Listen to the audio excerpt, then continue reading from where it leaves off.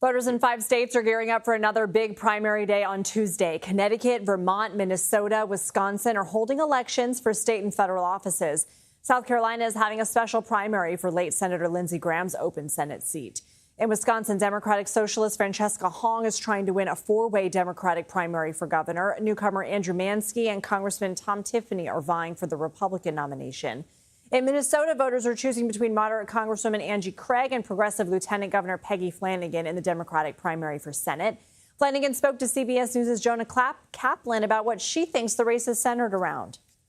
I think this race is about the many versus the money. I'm beholden only to the people. I'm not taking any corporate PAC money and so, I sleep just fine at night. That means I need to hustle a little bit more. In South Carolina, Darlene Graham, who was appointed to fill her brother's seat, is running for a full term with the support of President Trump. CBS News national correspondent Mark Strassmann has more from the state capital of Columbia. Tuesday's special Republican primary will be a double test of brand loyalty. Loyalty to 2 political names, Graham and Trump. Senator Darlene Graham is the appointed senator from South Carolina. She is now running for her late brother's full 6-year term, and she has been endorsed by President Trump.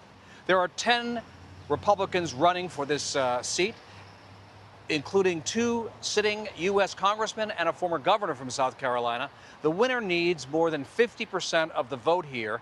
Most analysts believe that there will be a runoff of at least 2 of the candidates, and that runoff will happen on August 25th.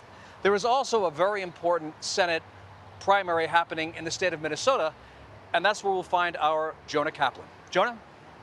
This Senate race is wide open, not just on the Democratic side, but then when it gets to the general election, it's going to be wide open there too, because the leading Republican candidate, Michelle Tafoya, that's a household name from sports broadcasting. And also Minnesota, well, it's been shown, the voters here, that they'll support an outsider. Think about Al Franken, who became senator. Think about Jesse Ventura, who became governor.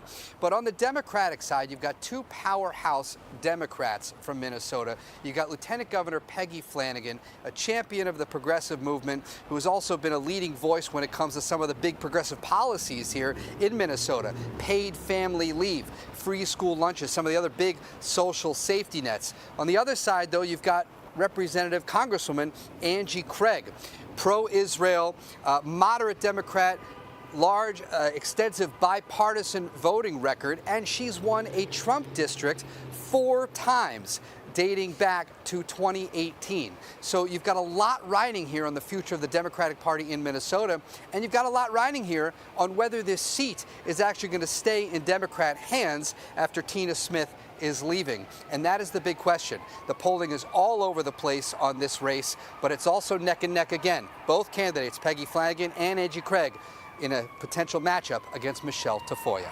Back to you.